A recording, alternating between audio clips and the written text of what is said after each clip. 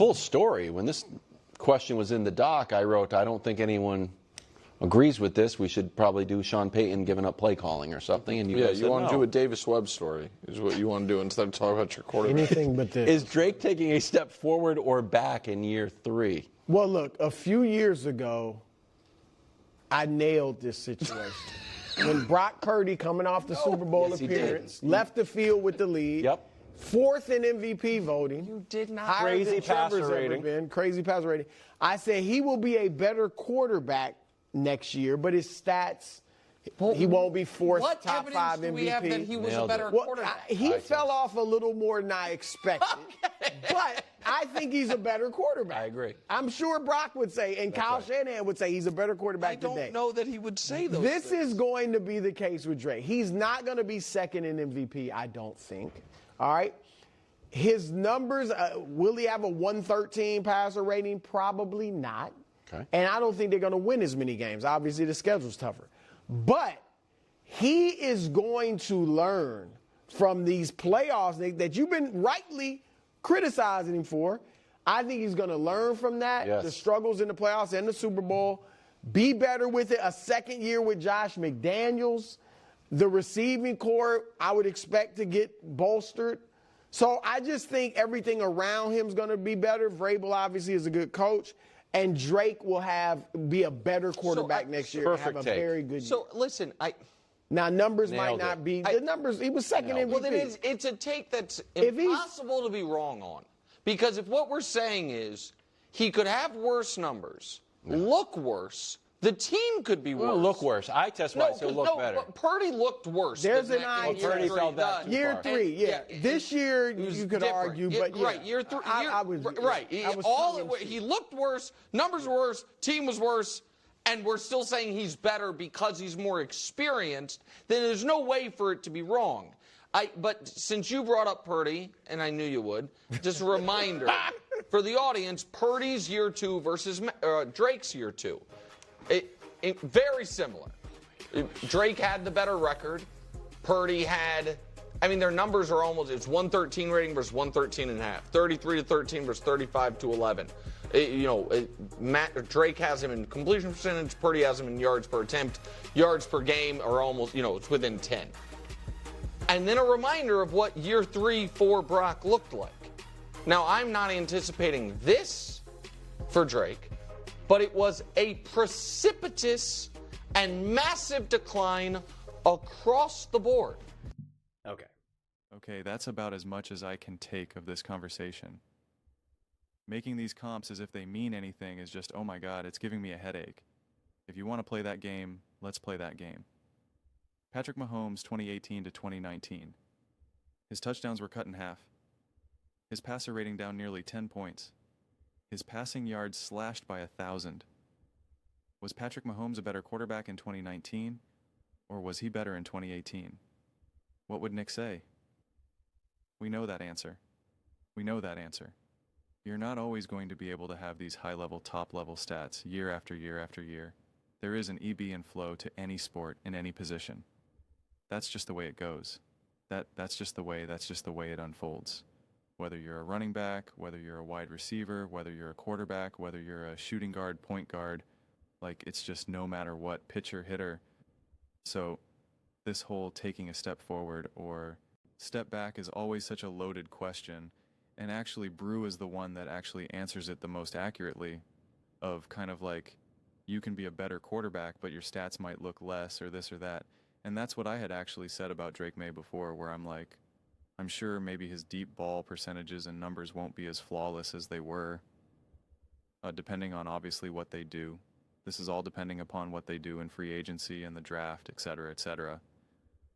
But, some of these things you're just okay, I'm not expecting that.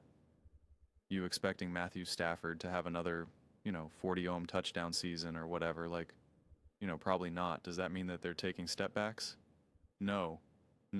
That's why I always talk about quality of play. Quality of play. Say it with me. Quality of play. And so you can lose a few more games as well. Yeah. Let's not act like the Patriots have to win 145, right? So, in order apparently for the Patriots and Drake Maye to take a step forward, they have to now win 15 or 16 games, or maybe even 17 games, it's like, what? Get out of here. Like, that doesn't make any sense. They got to score 30 points per game, you know, because under this logic, you would essentially have to say, because if going backwards doesn't mean that you're going backwards, that means going forwards means you have to go forwards 14 points. You would have to have a win 15 or more games, 30 or more points per game, 73% completion percentage, 265 passing yards per, you know, like everything would have to just go up, 40 touchdowns, 8 interceptions. It's like, oh, okay, sure. Anything less than that is, oh, he's just going backwards. Like, come on. Drake Maye is an elite quarterback. He is a high-level quarterback. He's going to continue to evolve. He's going to continue to grow. And newsflash, it's not going to be linear. It's not going to be linear. Just the way it works, the way how it's worked since the beginning of time. You're going to have some ups and downs, lefts and rights. I mean, what if he throws for 275 passing yards per game and 40 touchdowns? But he has 13 interceptions and a completion percentage of 68%. Did he take a step back? Well, it was like, I don't know. He had more passing yards, he had more touchdowns, but he had a couple more interceptions. And his passer rating did drop now to 110. You can't get too hung up in the numbers. That's why there's kind of more of this just made up, and it's always kind of moving, honestly. Kind of barometer for each one. It's like, want him to be above 65% completion percentage, right? Passer rating above, you know, if we're talking about like truly elite, like, I don't know. I was going to give a number, but I don't even want to do that because we've had years with Patrick Mahomes, Josh Allen, etc. in like the 90s. And I'm sure Stafford as well, you know, so it's just like even that. But I guess like, you know, around 100 or higher, it's like when you hit like 115, 116 or something for a season, then you can just really emphasize like, this was a heck of a year, right? Like you can emphasize that this was just an awesome season, like Patrick Mahomes throwing for 50 touchdowns, like heck of a season. Awesome season that is not now the standard and what it means to be great or what you need to achieve to be great, right? Like that's not the way how I view it. And so he touched these numbers. Also, this is so disingenuous, and I should have said this earlier. Brock Purdy clearly had a significantly better team around him, a clearly significantly better team. And Brock Purdy had the continuity of Kyle Shanahan in year 1 into year 2, and then year 3, everybody got injured. So, you know, like what's so obnoxious about these types of conversations? It's why I brought up Mahomes is like, what did Patrick Mahomes' stats look like when players got injured? Did they go down? Did he take a step backwards? Because Nick would not say that Patrick Mahomes has gone backwards. Nick would not say that this season Patrick Mahomes took a step backwards. He would say, well, the O-line wasn't as good and the receivers were hurt and Travis Kelce's aged and he was banged up. And okay, well, that was the same case for Brock Purdy. And again, your counter can't always be a Mahomes won a super late. We're talking about year-to-year progress. Are you moving forward or backwards? We're not, I say this all the time, we're not having legacy conversations. We're not having the conversation, who's better, Brock Purdy or Patrick Mahomes? Who would you rather have? Not every conversation is that. But if you're not willing to say, well, that Patrick Mahomes regressed and went backwards over these last couple of years, well, then you can't say it about Brock Purdy and potentially what happens with Drake Maye. But I think Drake Maye is going to continue to improve. And again, once you hit some of these numbers, a 113 pass rating, a 72% completion percentage, like those are numbers, those are really hard to consistently hit. And, you know, I don't think anyone was prepared to say that the Patriots have this stacked team. They certainly didn't have KD DeBoer, Christian McCaffrey. They didn't have that. They didn't have that. They didn't even have a play caller that was like at his best yet in terms of with McDaniels. Like Shanahan had been in the rhythm of the NFL at that point, right? He was rolling. So even this took kind of some time to settle. So it's just a weird aspect of the conversation.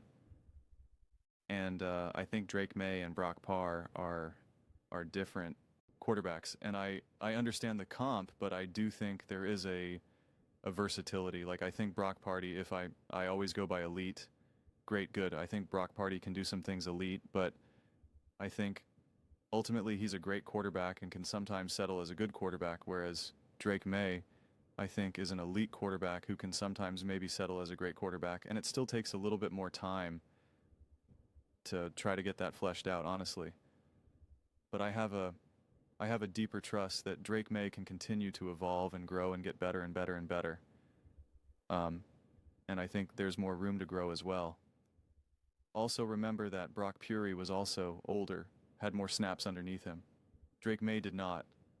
Drake Maye was drafted very young. I think Brock Purdy was like 24, already 23, whatever it was. And Drake Maye, I think, what was he, like 21, Again, whatever the exact numbers were, but there's a difference in that as well. I think Drake Maye was fundamentally a rawer talent to work with, where Brock Purdy was a little bit more ready-made, as he showed in year one with Shanahan, how he was able just to step in and immediately take over the reins, which is really impressive, and he deserves a ton of credit for it. But I'm not here to try to flesh about Brock Purdy's career trajectory.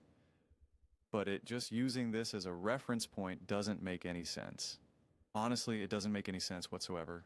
Sometimes we can use it as an example of like, well, remember when this happened? You can use it as a compass, like a reference point, but using it as evidence of something, it's like that's my pushback for that.